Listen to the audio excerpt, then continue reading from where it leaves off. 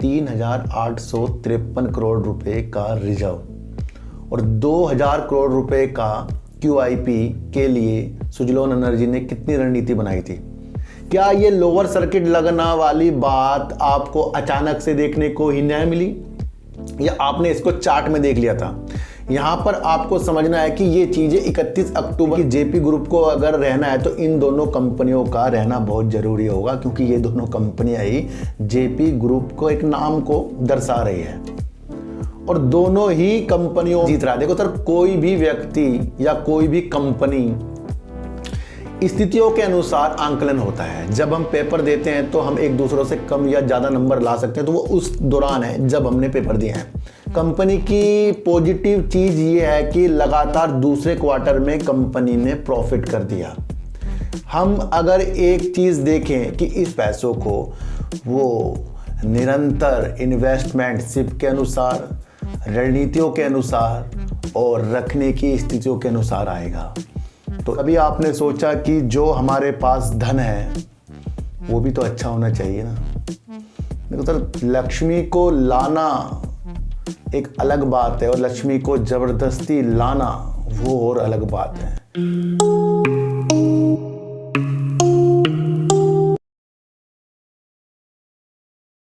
नमस्कार, मैं स्वागत करता हूं आपका अपने ही चैनल पर जिसका नाम है सार्थक बाजार से। आज बात करेंगे वोडाफोन आइडिया की, बात करेंगे जेपी एसोसिएट और जेपी पावर की। दोनों के अंदर आ गया रिजल्ट। अब हम देखेंगे कि क्या दोनों कंपनी के अंदर हमें अपनी प्रतिक्रिया अच्छी करनी पड़ रही है या फिर इसके अंदर से अभी हमें दूर रहना है। तो आज हम जेपी पावर और जेपी एसोसिएट के बारे में एक चर्चा करेंगे सर, और बात करेंगे जियो फाइनेंशियल सर्विसेज की, क्योंकि काफ़ी लोग रखने के बाद भी पूछ रहे हैं इस शेयर का वजूद क्या है, क्या इस शेयर के आगे कुछ हमें अच्छा लग सकता है। तो उसके बारे में भी आज हम चर्चा करेंगे। इन चर्चाओं से पहले सबको हाथ जोड़कर छोटी दिवाली की हार्दिक शुभकामनाएं। लक्ष्मी जी आपके पास आती रहे और आपके पास ही बैठकर और बहुत सारी धन वर्षा आपके घर पर, आपके परिवार पर और आपके झोली में विराजमान होती रहे। अब एक छोटी सी बात मैं पूछूंगा। दिवाली का सीजन चल रहा है, दिवाली का टाइम चल रहा है, दिवाली के पल चल रहे हैं, सब तरफ खुशियाँ ही चल रही हैं। एक दूसरे से लोग शुभकामनाएं, गिफ्ट ले रहे हैं और कामना कर रहे हैं कि एक दूसरे के साथ हमारे रिलेशंस जो हैं अच्छे रहें। पर कभी आपने सोचा कि जो हमारे पास धन है वो भी तो अच्छा होना चाहिए ना।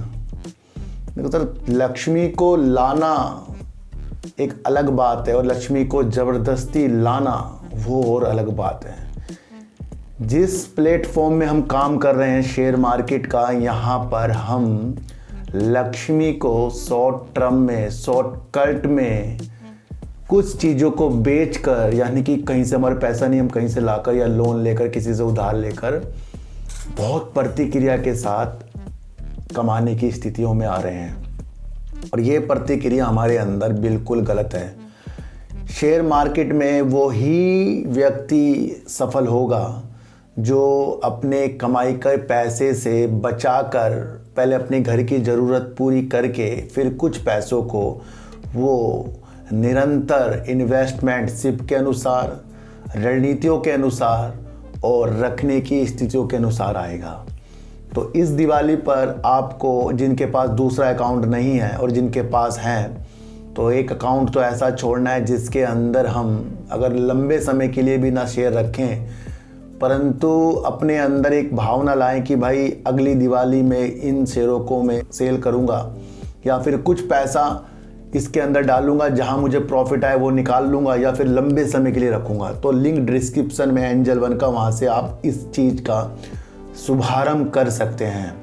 तो लक्ष्मी लाने के इरादों को हमें सफल करना पड़ेगा। शेयर मार्केट में हम कर क्या रहे हैं, दूसरे के पैसे को अपनी तरफ खींच रहे हैं। क्या, मैं आपसे पूछता हूं, अगर आपके पास पैसा है और आप कहीं जा रहे हो, अचानक से कोई आपसे पैसा मांगे, आप दे दोगे?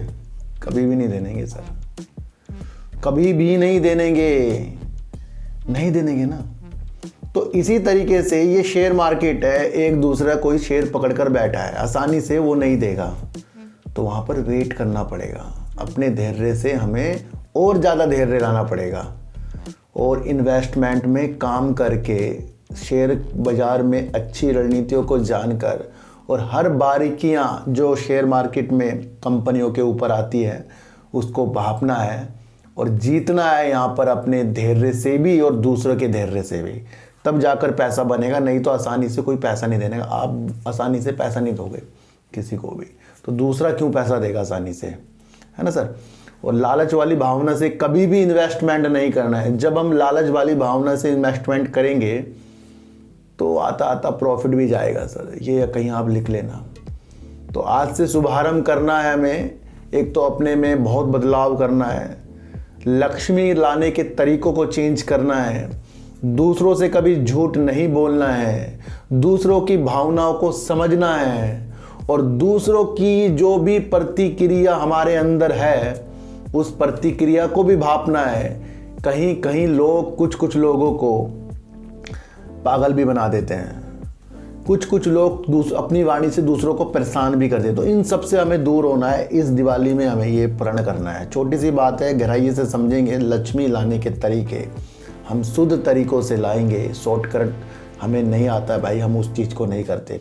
देखो सर, अभी रेणुका शुगर में एक व्यक्ति ने शेयरों को खरीदा और तेजी के संकेतों के साथ वो 3 से रुपये उछला, तो वहाँ तो प्रॉफिट बनता था। मैंने कहा था ना, आज ही खरीदा, आज ही हमें अगर बहुत अच्छा प्रॉफिट मिल जाए तो वो तो भगवान ने आपको प्रसाद दिया है, उसे तो आपको लेना ही पड़ेगा। जियो फाइनेंशियल सर्विसेज में काफ़ी लोग परेशान हैं। देखो सर, मैंने आपके इसके अंदर बहुत पॉजिटिव थिंग डाल रखी है। आप समझो, ब्लैक रॉक इतना बड़ा इन्वेस्टमेंट जियो के साथ ज्वाइंट वेंचर में करके बैठा।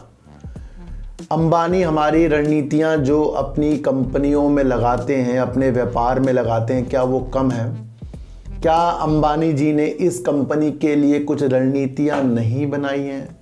कंपनियां प्रॉफिट भी कर रही है। पहला क्वार्टर जो लिस्टिंग के बाद दिया वो भी पॉजिटिव संकेतों के साथ है। जिस क्षेत्र में, जिस सेक्टर में इन्होंने कदम रखा, लोन के सेक्टर में, वित्तीय चीज़ों के सेक्टर में, वो भी एक डिमांडेड चीज़ है। मैं आपको एक चीज़ बताऊं कि ये जो चीज़ें मैं आपको पहले भी बता चुका हूं, लेकिन मैं एक आंकड़ा आपको बताने जा रहा हूं। इस आंकड़े को आपको समझना है और इस वजह से आपको, देखो सर, न्यूज़ आती है ना, बेवजह नहीं आती। किसी न्यूज़ में किसी शेयर के बारे में नहीं लिखा होगा, पर एक न्यूज़ ऐसी होती है जिस न्यूज़ को पढ़ के हमारी साइकोलॉजी जागती है। हुआ क्या है सर, त्योहारों का मौसम है और त्योहारों के मौसम में जब कंपनियां अपने टारगेट पूरे कर लेती है, जैसे इलेक्ट्रिक वाहन हो, इलेक्ट्रिक सामान हो जिसके अंदर आपको, इलेक्ट्रॉनिक सामान हो जिसके अंदर आपको फ्रिज, वॉशिंग मशीन या अन्य इस तरीके के कोई भी उत्पादन हो, या लैपटॉप हो या मोबाइल हो, इनकी बिक्री में आपको देखने को मिला है कि पिछले साल 15% का उछाल था और इस बार 30% का उछाल है। ये क्यों है? क्योंकि हेडलाइन में लिखा है कि फाइनेंस कंपनियों की वजह से कंज्यूमर की जो इच्छाएं हैं, जो उनको सामान लेना है, उसके अंदर कंज्यूमर कस्टमर को बहुत अच्छा बेनिफिट मिला है और उसकी वजह से कंपनियां जो अपनी टिकाऊ सेल्स देख रही है उसके अंदर वृद्धि हुई है। ये किस वजह से हुआ है? फाइनेंस, वित्तीय संस्थान जो जिस तरीके से मैंने आपको बताया है, झटके से लोन मिल जाता है। कहीं आपको फ़ोन करते हैं आजकल कि लोन ले लो, लोन। पहले कभी आपको ऐसा देखने को मिला था? तो यहाँ जो कस्टमर हैं वो बहुत बेनिफिट उठा रहे हैं। एक तो जीरो एडवांस पेमेंट में आप कुछ भी सामान घर ला सकते हो। लंबी अवधि के EMI जो चल रहे हैं, इसकी वजह से कस्टमर को आसानी हो गई है, लोन जल्दी से मिल रहा है।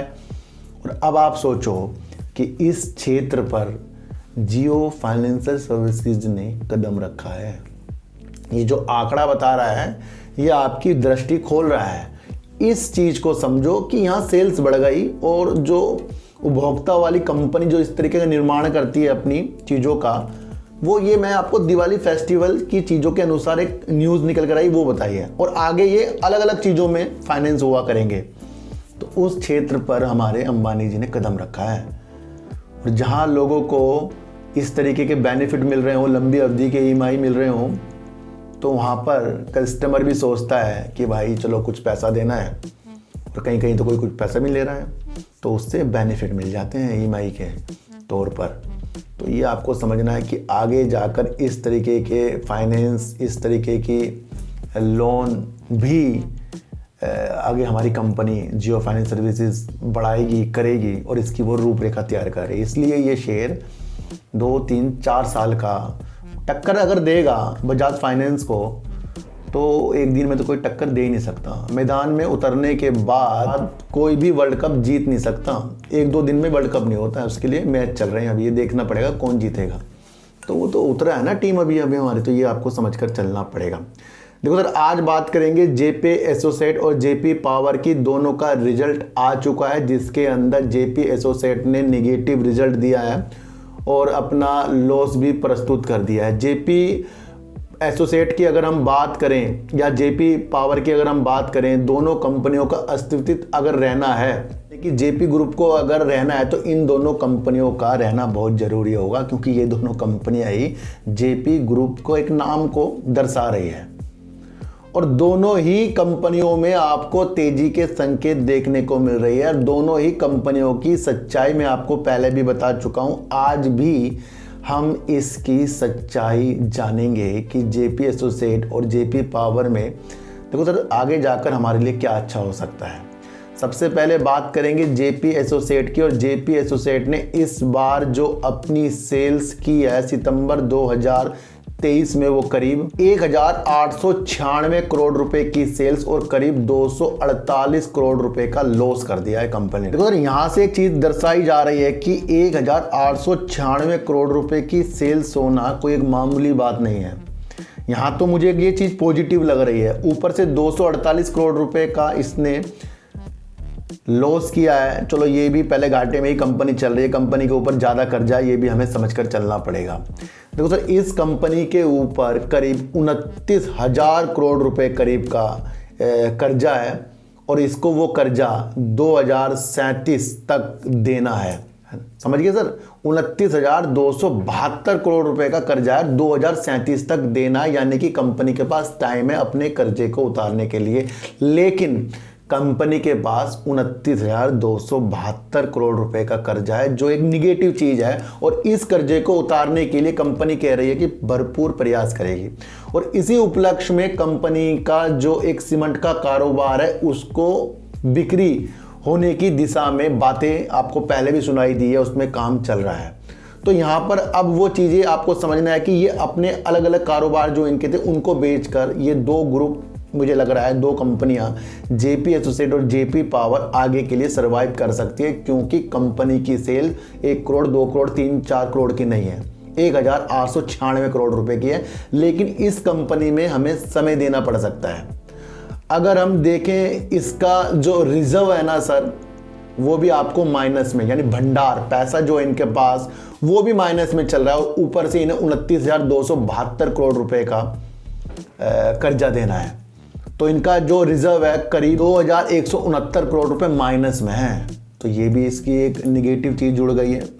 देखने को ये मिल रहा है इसके अंदर अगर प्रमोटर हम देखें तो करीब 37.71% के इसके अंदर प्रमोटर, और अगर इस 1.33% के इसके अंदर डीआईस है, और करीब 0.89% इसके अंदर एफआईस, और इसके अंदर पब्लिक सबसे ज्यादा है जो करीब 60% करीब की है। तो यहाँ से तो एक माहौल ये देखने को मिल रहा है कि पब्लिक का ज्यादा माइंड जो है जेपी एसोसिएट के ऊपर है। और इस जो दौरान जो अभी खरीदारी हुई है इसका डाटा बाद में आएगा, क्योंकि अभी कंपनी की जो चीज़ों में तेज़ी के माहौल दिखे हैं और शेयर आपको कहीं डबल होता हुआ भी दिखाई दे चुका है, तो वहाँ पर तो ऐसा लग रहा है कि यहाँ पर पब्लिक और ज़्यादा इसके अंदर आने की उम्मीद से है। पर कंपनी किस वजह से डिफ़ॉल्ट घोषित हुई है, क्योंकि उसने अपना कर्जा नहीं दिया जो उसको देना था ब्याज सहित, और उसको कंपनी ने 31 अक्टूबर में जो नहीं दिया उसे बाद में बताया, और चलती हुई मार्केट में कंपनी में लोअर सर्किट लग गया। क्या ये लोअर सर्किट लगना वाली बात आपको अचानक से देखने को ही नहीं मिली, या आपने इसको चार्ट में देख लिया था? यहाँ पर आपको समझना है कि ये चीज़ें 31 अक्टूबर वाली चीज़ अब बीच में आई थी, उसकी वजह से शेयर गिरा। तो हमें अब समझना है कि आगे जाकर भी ये अपनी पेमेंट पर इस तरीके की चीज़ें कर सकता है, तो बाद में भी ये शेयर गिरेगा। हो सकता है ये अपना कर्जा निपटा दें तो उसमें लगेंगे सालों। तो यहाँ से आपको देखना है ये रिस्की शेयर बनता जा रहा है जेपी एसोसिएट। भले इसकी सेल इतनी ज़्यादा, लेकिन एक कर्जा जो इसके अंदर लगता जा रहा है वो भी हमें समझ कर चलना पड़ेगा। उसमें कभी भी ये डिफ़ॉल्ट हुआ तो ये गिरेगा, और साथ साथ जेपी पावर भी गिरेगा, ये मैंने आपको बताया। तो आपको क्या समझना है, कंपनी ने लॉस करा है। कंपनी की 1896 करोड़ रुपए की सेल्स है जो कम नहीं है। कंपनी के पास 29,272 करोड़ रुपए का कर्जा है जिसे 2037 तक निपटाना, और कंपनी कह रही है कि हर संभव प्रयास वो इस कर्जे को निपटाने के लिए करेगी। तो प्रयास करेगी तो कई क्वार्टरों में ये चीज़ इनके साथ होगी। कंपनी के पास जो रिजर्व है वो भी माइनस में है, तो यहाँ से ये कंपनी फिलहाल निगेटिव लग रही है। तो ज़्यादा उत्साहित इस कंपनी के अंदर हमें नहीं होना। अब बात करेंगे जेपी पावर की, और जेपी पावर की बात लाजमी आज करेंगे क्योंकि इसने अपनी साल दर साल सेल्स और क्वार्टर दर क्वार्टर सेल्स भी कम किया, इसी तरीके से प्रॉफिट भी इन्होंने अपना कम कर दिया है। कंपनी की सेल्स इस बार सितंबर 2023 में करीब 1350 करोड़ रुपए करीब की हुई है, और करीब इसका प्रॉफिट 1008 करोड़ रुपए का हुआ है।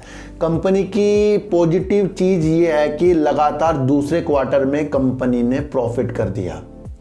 हम अगर एक चीज़ देखें कि इसके अंदर प्रमोटर जो करीब 24% के काफ़ी क्वार्टरों से बने हुए हैं, एफआईज भी इसके अंदर 4.65% करीब के हैं, डीआईज इसके अंदर काफ़ी बने हुए हैं जो करीब 21.62% है, और इसके अंदर पब्लिक ज़्यादा है जो करीब 49.74% की इसके अंदर पब्लिक है। यानी कि यहाँ डीआईज भी ज़्यादा हैं, एफआईज भी ठीक ठाक हैं, प्रमोटर थोड़े से इसके अंदर कम है, और पब्लिक 49% है जो 60% आपका जेपी एसोसिएट में थी।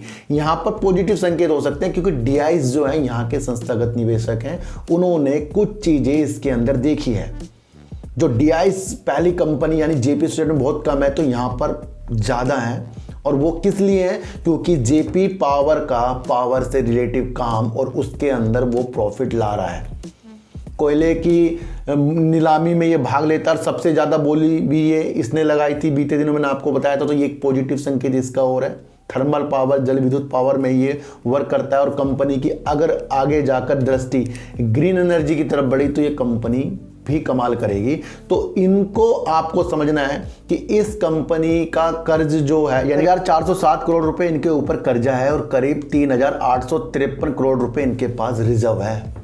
तो कर्जा तो नाम मात्र का है, कंपनी अपने कर्ज को कम करती जा रही है। रिजर्व कंपनी के पास है 3,853 करोड़ रुपए, कम नहीं है सर ये रिजर्व इस कंपनी के ऊपर।